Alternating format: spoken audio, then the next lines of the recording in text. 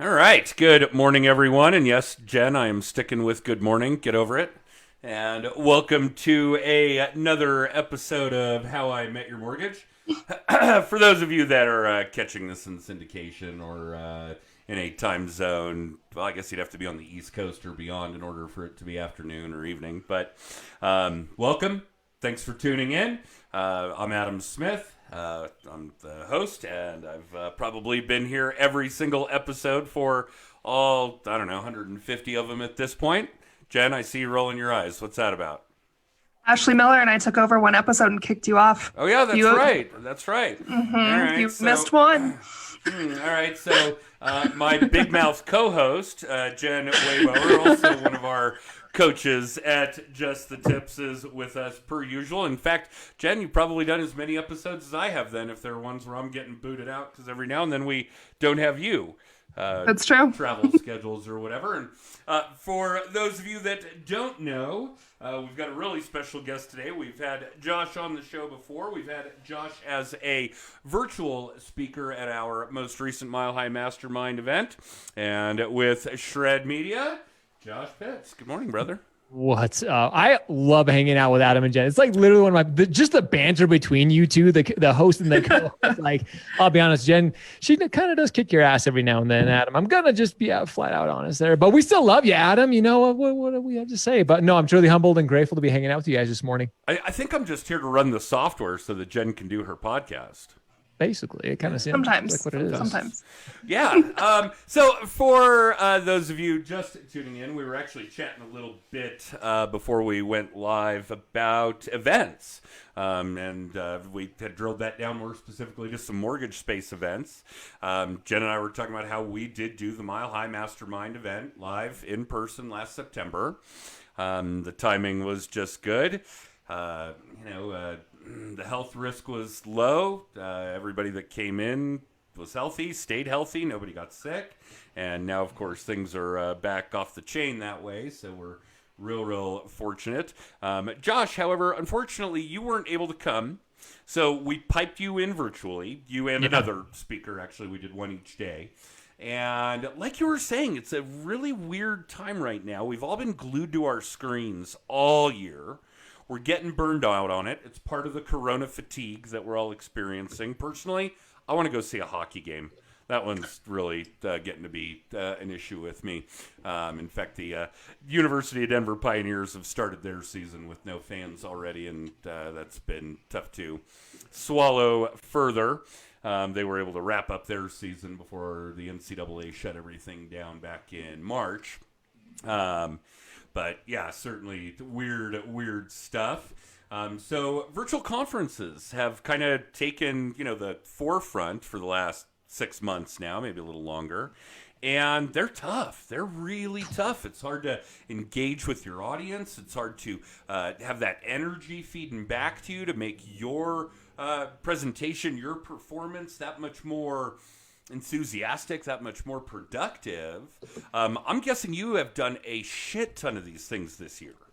Yeah, I've done so many of these virtual events and I'm grateful for them. I've seen the good, the bad, and the ugly when it comes to virtual events. It's funny that we're even talking about this because tomorrow on our show, we have Next Level Events, the great, an incredible women's organization that does a great job putting on events. And we're talking about just that is like how sponsors can get the most value out of being, sponsoring an event, how attendees can get the most value because dude, they are, Jen and I were talking about like, you get that fatigue. And like you mentioned, Adam, you get that fatigue. I don't want to watch a screen anymore for the most part. Like I don't want to sit and watch a freaking virtual conference anymore because number one, as much as we try, and we do this, we put on our show, you guys have your show, our podcast, your podcast, like we try to capture people's attention the best we possibly can. But even to that, you have such a limited extent from being in person, talking. And I've even felt that when I've been part of these events, even being a virtual speaker, the energy that I can put out can only be recepted in such a way. When I'm live on a stage, it's palpable. Like you can actually feel that energy. Like you can literally feel the room, everybody in the room, the energy goes up. When I try to do it on a virtual event, it is very, very difficult. Like, cause I can't feel the energy of, I have no idea like what's actually going on to really to feel that. So when it comes to putting on a virtual, and we consulted a lot of companies from large organizations, helping them put on events. And that is just the thing is as hard as we're trying to make them be as valuable as possible, it's just difficult. Like, it is really difficult to want to, it would be interesting to pull your entire audience between mine and yours, how many events people have actually been to and how many of them they've walked away with like, that was actually very valuable, like how they actually enjoyed enjoyed being part of it. So it's interesting. I really hope, we were saying this and it hurts me to say, I hope we get back to in-person sooner than later, but with the way things are going in our country right now, I don't think that's I think minimum halfway through 2021. I mean, we're probably looking June, July of next year, especially with what we're seeing from the new president and what he's saying and how it's going to be shut down. So I don't know. It's crazy. We're doing our best, but here's what I do enjoy. And here's what I will say to that is we have incredible guys and gals like you guys, just the tips, putting out great content where we can get some, I guess to me, it's got to be entertaining as well. There's got to be some entertainment valuable, and there's got to be value, but it's got to be entertaining. And I was joking and saying to you guys as well, people have given us a lot of shit for, streaming video games, for going into the gaming world, but we just see where eyeballs are right now. And people want entertainment. They want different. They don't want to sit and just watch a virtual event anymore. They want something different. Well, I think the interaction is important. You got to be able to engage. I think one of the worst things going on in the mortgage space and the real estate space, while things cannot come to a grinding halt, there are just certain things we cannot put on hold. The one that really I'm hearing a lot of chatter about that has been so horrible for people this year is the continuing education. Oh, yep. It can't be done live, which is really the only way that content that boring could even be tolerable. Although that's certainly more unique to the mortgage space than the real estate space. The realtors get a better variety of what kind of content they can get in and get continuing education credit for. Obviously, the mortgage space doesn't have that. So, yeah, everybody has been forced to do, and most do anyway, but everybody has been forced to do that piece online. And yeah, it is, not only is it difficult to engage online, and we've witnessed that, we've all been to and done presented at virtual conferences. Obviously, having you present virtually was a very different animal than the people that presented live. Mm-hmm. And when it's content that's also lackluster, like, federal law, continuing education in the mortgage space. Yeah, it's just impossible. Jen and I met with one of our coaching clients on Friday. We had lunch, and he had said something that I thought was really cool. He's running through his continuing ed online on mute, and then seeing if he is smart enough to get through the quiz at the end of each section without having heard a word of it. Holy how's it going? Well, don't get me wrong. We're talking about David Ryder. David's obviously one of the most prolific and brilliant and, in tune mortgage loan originators there are, and one of the smartest and nicest guys people will ever come across. So I'll bet he did pretty well when he was doing it. But yeah, just a brutal. I mean, for everybody. It's brutal. So and I don't want to delve too much into what you're going to reveal tomorrow, although let's make sure, Jen, that the audience knows how to tune into what Josh is casting tomorrow. But what are some of the highlights and lowlights? What are you seeing from sponsors, from vendors, from attendees where there's, a really shiny, way, a good technique, a good avenue to get the most out of it? And on the flip side, where are these people failing? Where is it, what kind of mistakes are we making where it's going to be impossible to get the most out of a virtual event? Yeah, I'll share some of the good, the bad, and the ugly that I have seen. Before we do that, though, I'm really interested. Who are you doing CE through this year? Will you share? Do you mind sharing, or do you not want to share? I don't mind. For years and years and years, I'd always done it from day one, all the way through up until this year. It was through the Mortgage Training Institute. They were local. And in fact, sidebar, they had once approached me about teaching that content. This was years ago. And I said, yeah, sure. I'm in the mortgage space. I love to teach. Absolutely. Great. Come in. There are a few other people that are going to do it for us. We'll race through the content. We'll give you your credit for the year, and then we'll hit the ground running. So instead of 10 hours, it was 4. And when we were done, I said, look, guys, I love you guys. I appreciate everything you've given me over the years to get my license, to keep my license. I cannot teach this content. It is just too boring. I can't do it. I'm happy to teach people about how to generate leads and what it means to do comment farming in Facebook and how to study your TikTok algorithm, so on and so forth, although that's more Jen's forte than mine. But, all the stuff that's within the coaching program, it's just the tips. I love that crap. But, yeah, teaching, federal law in the mortgage space. Brutal. Yeah, it was brutal. Dude, it's funny. I went down the same mortgage educators and compliance. David Luna is a friend of mine here. I mean, we're both locally here in Utah. I worked with them for a few years and same thing, tried to teach it. And I was like, oh my gosh, like that is so hard. I could never do it. Like there's no way. Kudos to him. That's what I used for years. And then I started using Ken Perry over at Knowledge Coop. Sure. And I'll be the first one. Like I still have not done my continuing ed this year. I still need to do mine. But ever since I watched theirs last year, Knowledge Coop has been a huge, just because it was more entertaining. Again, having ADD and having the short attention span that I do, like they at least have something tied into a little bit different. And it's funny that you even talk about most of us who have done this for, 10 plus years, we can usually pass the little quizzes at the end that's required. Most of them are, and it seems like every year they're trying to trick us on these stupid questions. Like they give you the stupidest answers. Like they're so similar that they want us to fail almost. Like, are you serious? There should really, Adam, we're gonna get in trouble with the CFP. We are gonna get in trouble. I said we're gonna get so much shit. There really should just be a standard. Like if you've been in the industry thus amount long and you do X amount of transactions, like you probably know for the most part of what the hell you should and should not be doing. But then again, hey, we get people who get fined every single year. So I guess we digress. True story. And you're right. Jen and I told David's assistant who was studying for her license at lunch on Friday that her test-taking skills will pay greater dividends than her knowledge of the material on the exam. 100%. Like I'm a terrible test taker. I've admitted this on the shows before. I failed when I first took it, 12 years ago. That was back when it was doing the standardized, back when they first released that, when you actually had to start becoming licensed. I failed my first time. I'm a terrible test taker, and they literally just tried to trick me. Like that test to get approved as a loan originator back 12 years ago was stupid. I passed 70% failed the first time. Oh yeah, dude. It was stupid. Like I knew mortgages and I couldn't pass the damn thing. I was like, this is obnoxious. The second time I went in and passed with flying colors, but I'm just a terrible test taker. Anyway, I digress. Let's go back to your question.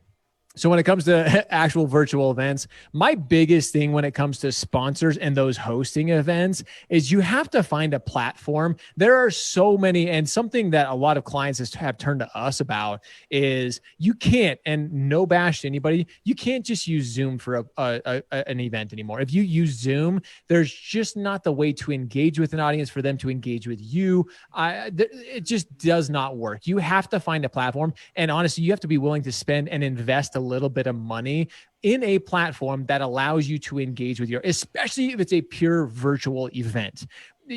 I like I said, I've been to a couple of them. If I get a Zoom link for an event, I am not tuning in anymore just because I know it's not going to be an engaging experience. I'm going to have something just like this. We're going to be seeing people. A show like this is different. Great. That's awesome. But when it comes to a day or a 2-day event virtually, and especially if you're a sponsor and the first thing that the event holder is telling you that it's going to be on Zoom, do not waste your money.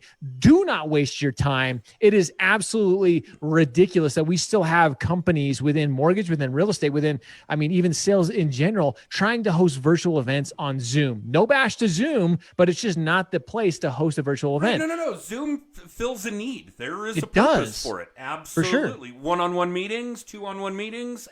Zoom is for meetings. Yep. That's it. It is not for conferences. No, you got to get more creative. Have a tangible good that's going out to the attendees that keeps them engaged. I did one where it was 2 truths and a lie at the very beginning. And if you got it right, then you got a free hour of coaching with the speaker. Like you have to get more creative. Yeah. But same thing, Josh, if somebody says, oh, it's on Zoom, there's too much else I can do and to not focus. So I know I'm not going to focus on it. 100%. You have to, I love that, Jen. You have to come up with something creative. And again, finding the platform for engaging audience. experiences. I'll admit, like, I don't know if you guys attended the AIM event just a couple of weeks ago. Their platform, it was really well done. I heard how much they spent on the event, so I would recommend not spending that much. But it was a very, like, being able to have these sponsor rooms where I could actually go and have a completely separate room where the sponsor had a room I could jump into, talk with them, engage with them. Like, it was such a cool experience. So the platform in particular, that was a really well done event. And again, some people kind of know my opinion on that organization right now and what's going on there, but that was a well hosted event, like phenomenally done. The technology they implemented for that event was the best I've seen thus far. 100%. Yeah. In fact, it rivaled the technology that Jen and I saw back in the beginning of March at Podfest. So everybody's walking around with their phones, jumping in and out of different rooms. You can mark what events you want to go to. It was a way to really, really engage, and that was at a live event where you're already engaged. Yeah. So, I credit where credit's due. 100%. We've certainly seen AIM have their follies and foibles this year. For sure. And, there are issues with any big organization, and especially ones where, I think part of the problem is they just went 0 to 60. Yep. And I'm a big believer in slow, steady growth. And, we had a few other missteps along the way this year. I don't want to delve into it. But yes, for all the virtual events I've seen this year in the mortgage space, that was probably the best technology that was implemented. Yeah, I was going to say technology-wise, if we're just talking about technology, like, it was awesome. Content-wise, it was pretty good. Host did a great job. But just talking technological piece, that for me as an attendee, that was by far the most engaged. Like, I was like, this is actually decent. Like, I actually enjoy. Yeah, like, I would tune in again if I knew that there was another company using that platform. I was like, shoot, like, I will absolutely attend that event. But going back to kind of what you were saying too, Jen, as an attendee, I would make sure, don't just be signing up to sign up. A lot of these webinars are free. Like, and I know there's a lot of companies just trying to push, like, just trying to get attendees, like, for their sponsors saying, oh, we're going to have 2,000 attendees on this virtual event just because they're spamming the shit out of our entire industry. Don't just sign up for an event to sign up for an event. It actually looks way worse. We actually helped a company. I won't say a name. We helped a company that they ended up getting, like, I want to say like 6,000 registrants, but like actual attendees, there was like 73 people, like, legit. And I was like, if I was a sponsor, I would want my money back. I would be livid.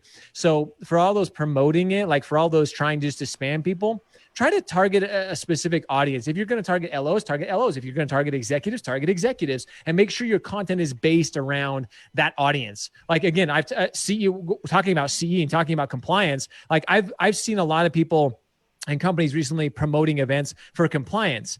Most LOs are not going to want to attend that event. Like, flat out, we don't care. Again, I love that Paul commented, the CFPB is watching. We don't care about compliance. For the most of us, like, we don't care. Like, we can barely do our damn CE every single year. So stop pushing a compliance webinar on me, or stop pushing a compliance event on me, because I'm not going to attend it. And don't just push it out to an audience because you're trying to bolster your numbers.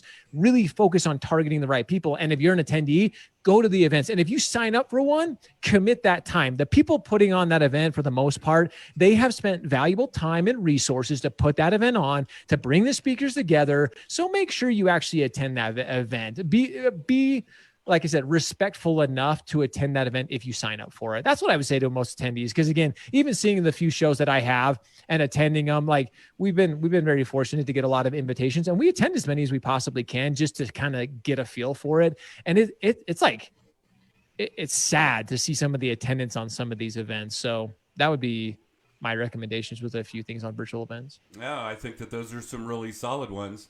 And yeah, from the events that we have participated in, either as an attendee or presenting, there are certainly some nuances to it to make it successful. Like, Jen came up with the two truths and a lie.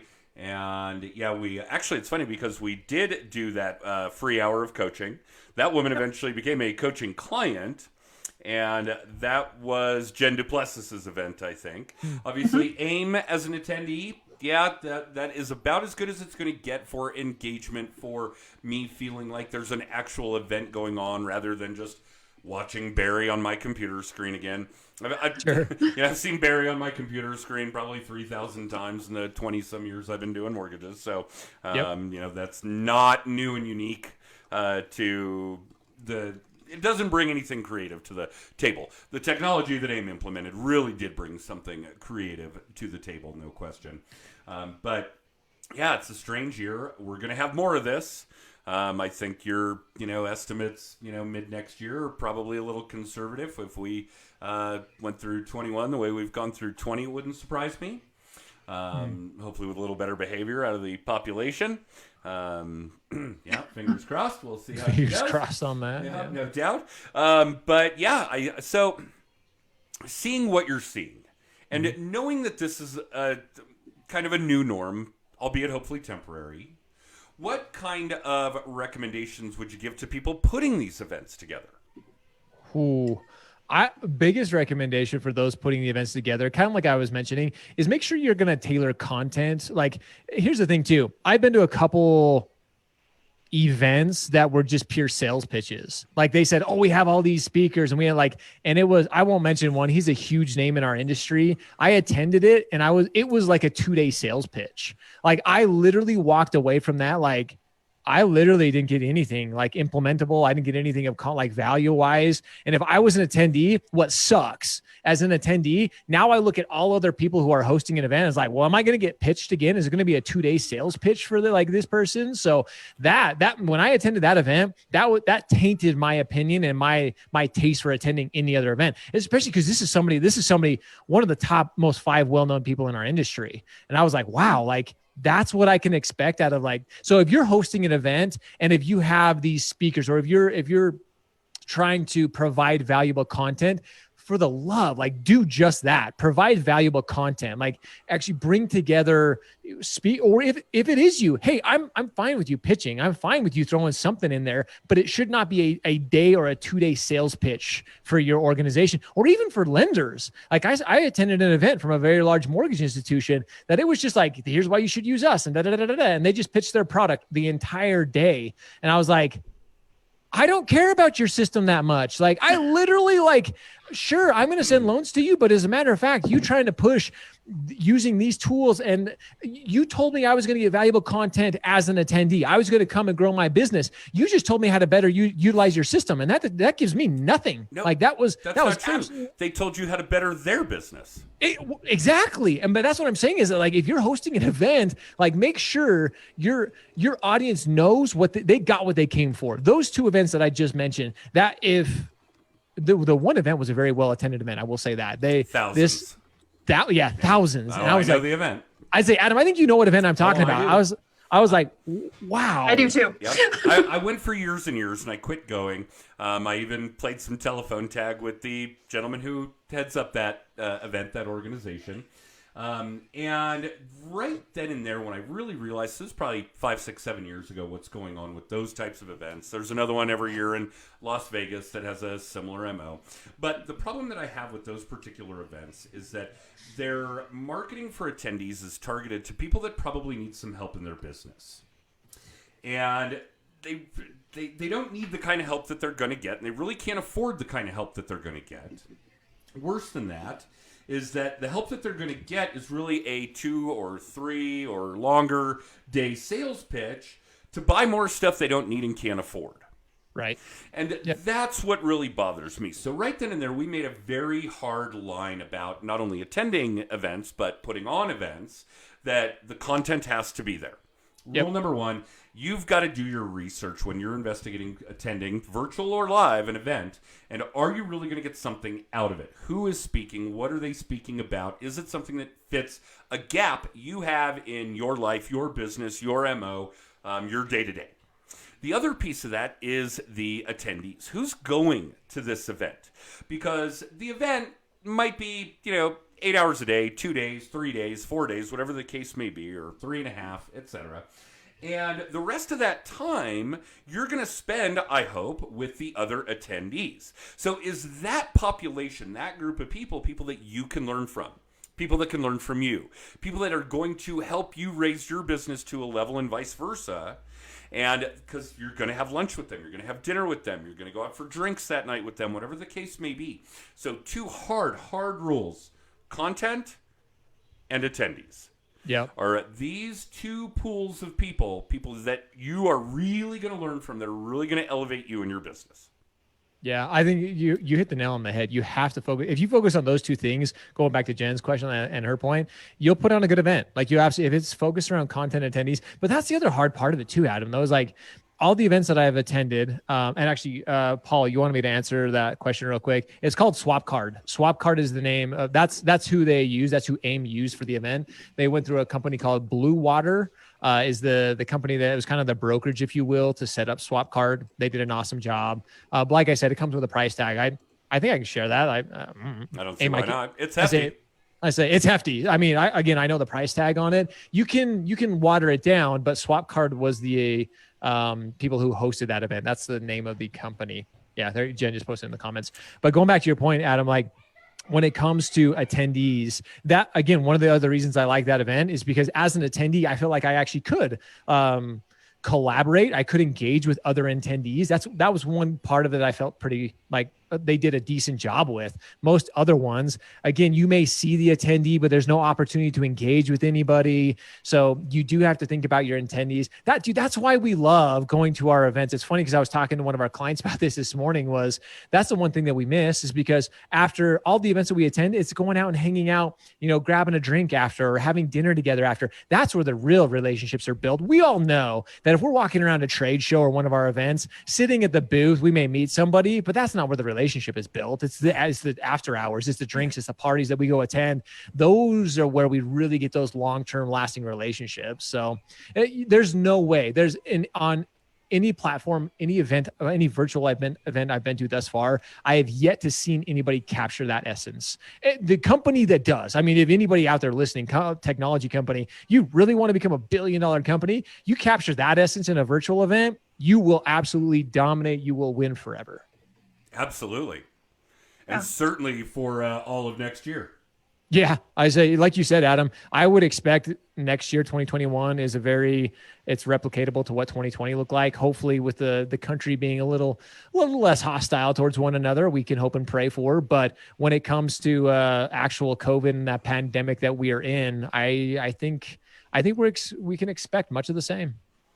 Yeah, I think so too. I do think that we'll start to see more in-person events latter half of next year, Q4, maybe Q3, which will be great. Boy, if it turns out that there's an amazing inoculation, vaccination, and we just all go back to our normal MO, and we have the screaming success of a mastermind event this September that we had last September, then I would be over the moon.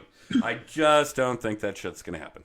I don't need, and plus we won't name names, but we saw an organization that hosted an event recently. For the love, people, like, don't be hosting an event when the country is telling you not to do it. Whether you believe, like, whether you support this or think this is all a bunch of bullshit, like, just have respect for others. Like, bringing an organization of 60 to 70 people together, risking the health of others, is absolutely insanity. Don't put on an event, an in-person event, just because you may or may not believe that this is false. Or Jen, you were going to say something in regards to that. Beyond that, if you don't care about any of that, you're ruining your reputation. Like this organization we talked about, they are being destroyed. And that what exists online, you can delete it, but it lives there forever. Yep. So if none of that matters, you are ruining your online reputation, which is everything right now. Oh, 100%. Literally everything. Absolutely. Reputation is everything. I mean, reputation is brand. I talk about that all the time. Your brand is what people are saying about you behind closed doors. And that organization right now, with what's been posted in certain groups, like that was a terrible move, And hopefully, they're a good organization. I'm sure they'll hopefully recover, but brand reputation, especially on social right now, ladies and gentlemen, is everything. Agreed. Yeah, AIM is fortunate that they did push that event virtual. We had been booked for it, no question, and an event right before that also got canceled in Vegas. What was that, Jen? That was the Originator Connect event. Originator Connect, yeah. Vince Albo's show. Yeah. Yep. Yeah, so, and AIM went a different path than OC. Originator Connect just said, yep, we're done. We'll see you next year, we hope. Yep.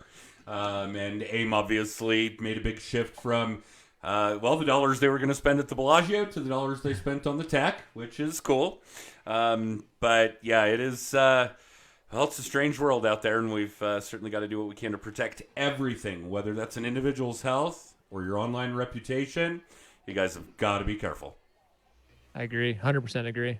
Yeah, no question. I see that, Jen. We've already run over our allotted time, but we got Josh on the show. And last time we had Josh on the show, we had some technical difficulties, so we lost like 5 minutes of his audio. Yeah, we did. Yeah, want to make sure that we're doing what we can here. Josh, give us a little bit of insight as to what you do and how people can get a hold of you.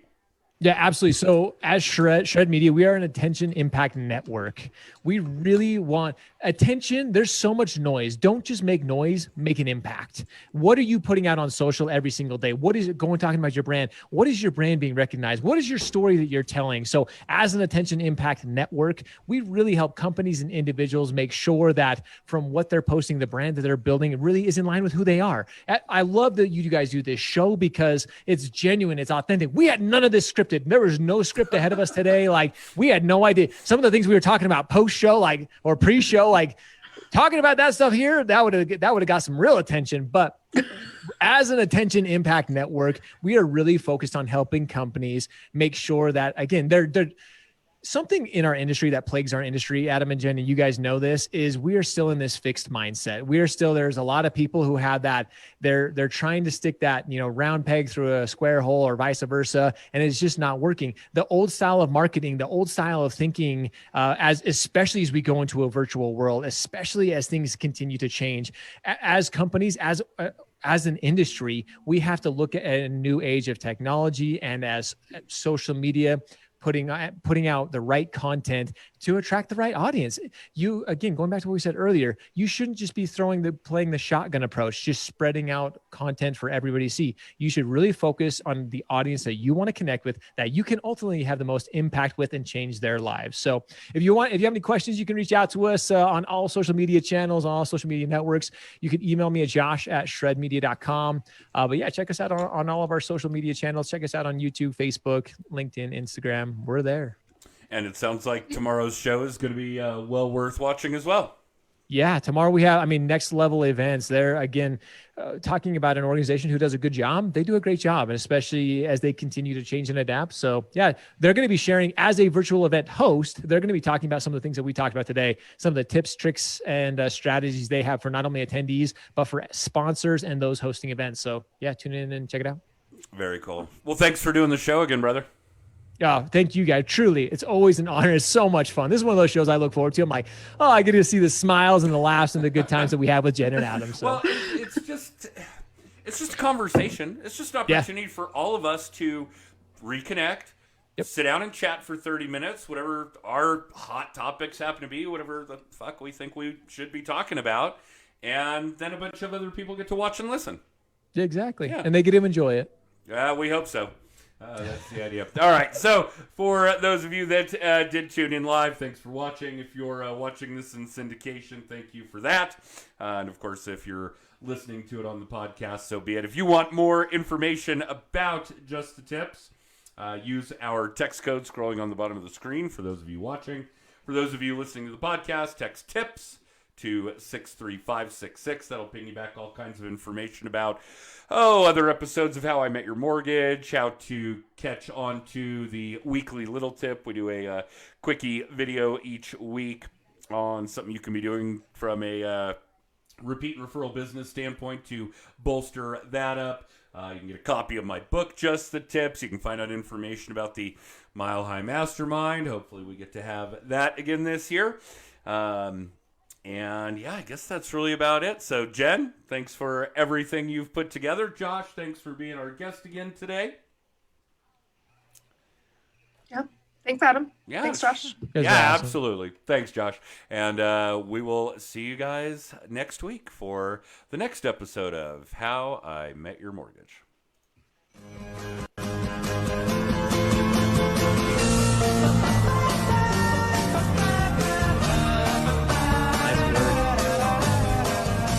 That was awesome. Yeah, that was great.